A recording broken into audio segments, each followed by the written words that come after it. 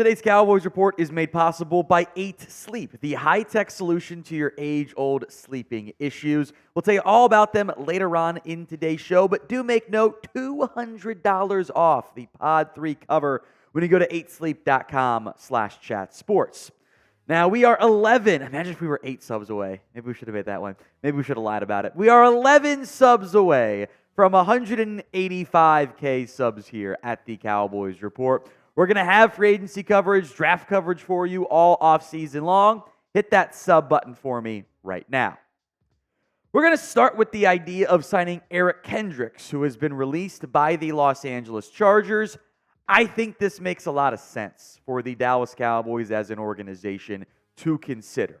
The Chargers cut him to save $6.5 million. That's probably around the maximum end of what his market would be. I think Dallas is a logical fit. He played so long with Mike Zimmer. He fits what Mike Zimmer is looking for, I believe, in a linebacker. And as long as that relationship is in a good spot, Kendricks had made some comments, about fear-based leadership when Zimmer had left, but I think he allegedly also reached out to Zimmer when he got the job. So I think this is still a very possible outcome for Dallas. There are some pros and cons. There's a reason why he got cut, right? It's coverage-based. These are the PFF grades. We'll break down some of the advanced numbers, not from PFF, that I think will help balance things out and give two sides to it, or whatever we want to call it. Good run stopper, can still blitz. There are coverage issues. The Pro Football Reference numbers do indicate some coverage issues here. Almost 80% of his target rate was completions. Just under 500 yards allowed. 6 pass breakups, though. Kendricks is not a premier coverage player, and at his age, at this point in his career, he's not the same guy he was at his absolute best. That's not to say he's bad, however. Still did not miss very many tackles this year. I think it was like a sub 5% missed tackle rate on PFR. That's really good numbers there. Can still take on blocks, can still blitz, and can be a bigger body at linebacker who can stop the run. I don't know about you guys. I think that sums up what this Cowboys team should be looking for at linebackers. You've got guys that can play the more coverage-based linebacker role. You'd like to find a bigger middle linebacker. That Mike Kendricks can be that guy for you.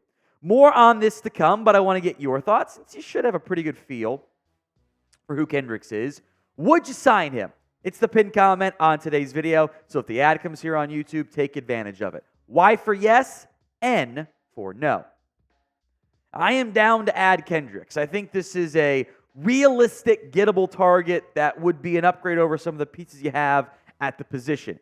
Yes, there are coverage concerns. That is a very valid thing, and a big reason why he's probably going to be in the Cowboys' self-imposed price range when it comes to free agents. He would also, by the way, not impact your comp pick formula, which I do think is a big deal for the way the Cowboys like to do business. He can stop the run, and he can still line up in that A-gap and blitz a little bit.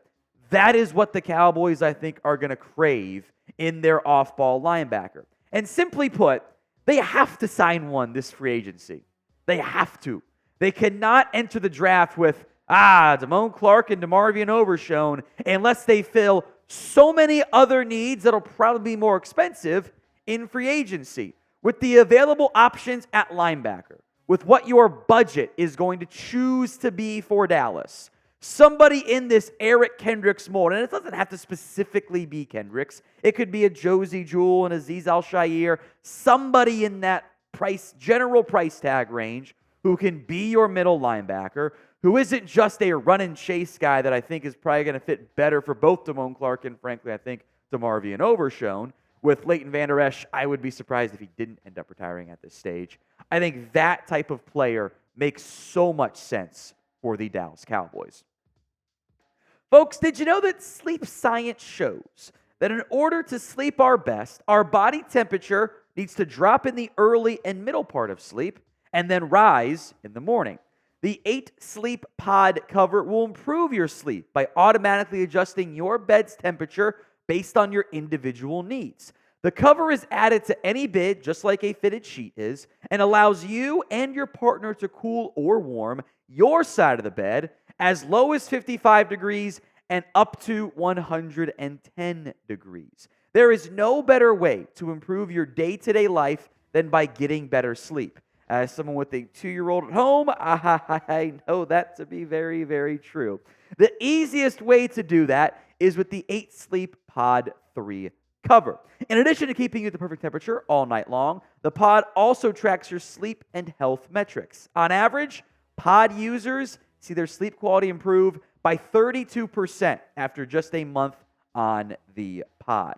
Go to 8sleep.com/chatsports and get $200 off plus free shipping on the pod cover by 8 Sleep.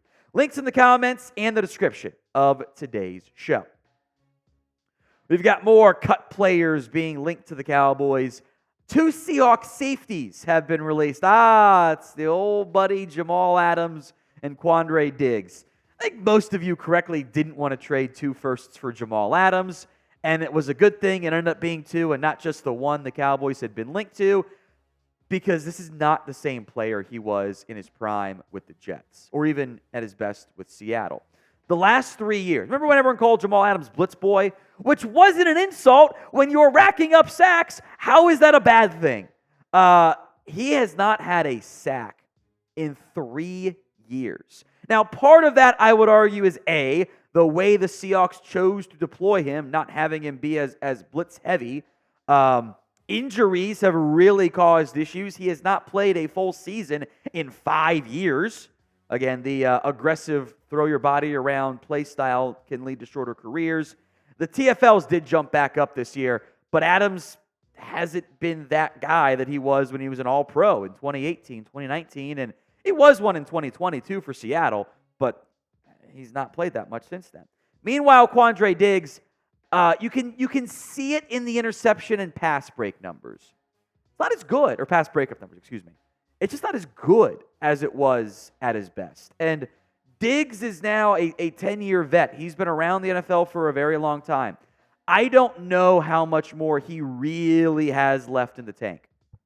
Some coverage stats here, by the way. Again, 2 very different usages. Adams around the box, Diggs more back deep. That's why Diggs' yardages are higher despite the completion percentage being lower. What raises concerns for me here is that his yards per target was 10 this year, which ties the 3rd highest number since 2018. The yards per completion was a little bit above average there. The missed tackle rates jumped pretty significantly as well. I am a little bit worried about both of these guys just not being the guys they were in their prime. I think Adams' injuries have really begun to hit him hard. And you can go, well, you can put him at linebacker. We don't need another safety linebacker hybrid. I've got multiple guys who can do that already. Even DeMarvion Overshown, to an extent, fits that mold. I don't need this generation version of Jamal Adams. And Diggs really fell off this year, which very much does concern me. After 10 years, how much does he really have left in the tank? I think both guys are still NFL caliber players, and they could help the right team. I just don't know if Dallas is that right team.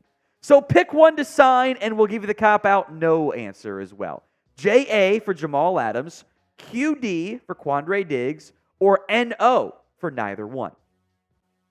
Now, when it comes to safety, because this team has actually invested a little bit at the position, I'm going big, or I'm going to roll with what I have.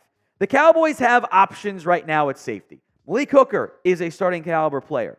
Donovan Wilson is a starting caliber player. If you pretended the money didn't matter and it was all fictional and you could just swap them out, Hooker and Wilson or Adams and Diggs? A year, 2 years ago, 3 years ago, give me the Seahawks duo. Now, trigger warning, to borrow a phrase from the Joneses, I like our guys a little bit more. Now, Jaron Kearse is going to leave. That's fine. But I've got Marquise Bell, I've got Wanye Thomas, and Israel Mukuamu. 3 guys who can play safety that are cheap that I'd like to see get some more opportunities. So unless you're getting a higher-end impact 50, a Xavier McKinney, a premium pick, which you're probably not going to spend on the position. Harrison Smith gets cut. Then you reunite with Zim. I'm not just going to sign a safety to sign one because I have the depth. Can I get a bigger upgrade? I don't think Adams or Diggs present that at this stage. One more, ironically, another Chargers player, which was not my intent, although I realized that when doing the thumbnail. It's Chargers, Seahawks today. Bleacher Report says the Cowboys should make a splash and sign Austin Ekeler. Let's quote Bleacher Report here so as not to elicit claims of me making things up. The Dallas Cowboys should roll the dice on Ekeler this spring, as owner Jerry Jones has never shied away from a splashy free agent signing. Here's the thing, yes they do. The last Cowboys splashy free agent signing was Brandon Carr over a decade ago. I am begging major media, big media, to stop saying the Cowboys want to make a splash when they don't do that in the offseason. I guarantee you there will be a report from somebody who says, Jerry Jones wants to make a splash in the draft. Happens every year. They don't do splashy free agency signings. It's not the Stephen Jones way. Also, is Ekeler a splash? Here's what Bleacher Report wrote. Dallas didn't find the success it was hoping for after releasing Ezekiel Elliott and installing longtime backup Tony Pollard at starting back for 2023. With Pollard set to test the market, the Cowboys could opt for a fresh start by letting him walk and bringing Ekeler aboard for 2024. Here's the other issue here. A splash signing, unless we're doing the Jerry Jones definition of all in, which isn't all in, Ekeler is not a splash signing. It's not. Ekeler was bad last year. For as understandably upset as we were about the performance from Tony Pollard, Ekeler was worse. 3.5 yards per carry. To put that in perspective, because this might be the trigger warning for some of you, player A had 179 carries for 628 yards, 3.5 average, 5 touchdowns. Obviously, Austin Ekeler. Player B, 184 for 642, 3.5 yards per carry, and 3 touchdowns. It's Ezekiel Elliott. Ekeler wasn't the same guy this year. Maybe it's the offensive line, maybe it was the injuries, maybe it was whatever, but we're talking about a running back, a short shelf life position that fell off the map, is going to turn 29 years old, and has been in the NFL for several years. That's not an attractive free agent, if we're being honest here. So pick a running back. TP for Tony Pollard, AE for Austin Ekeler. I've got more thoughts on this here to come, but I want to hear from you guys in the comments section. It's frankly not even close. I would rather bring back Tony Pollard, and I would not be surprised if that is the path the Cowboys pursued, because I think it'll be substantially cheaper than what it was in 2023. I have no desire to pay Pollard or really any back $10 million. If I can get that figure down to like 4, 3, maybe even, it's a very intriguing proposition. But, and even Jerry Jones acknowledged this, you have to fix more than just the running game, and you'll probably draft a bigger back to help out with that as well. You need to fix your running game, blocking, and your scheme.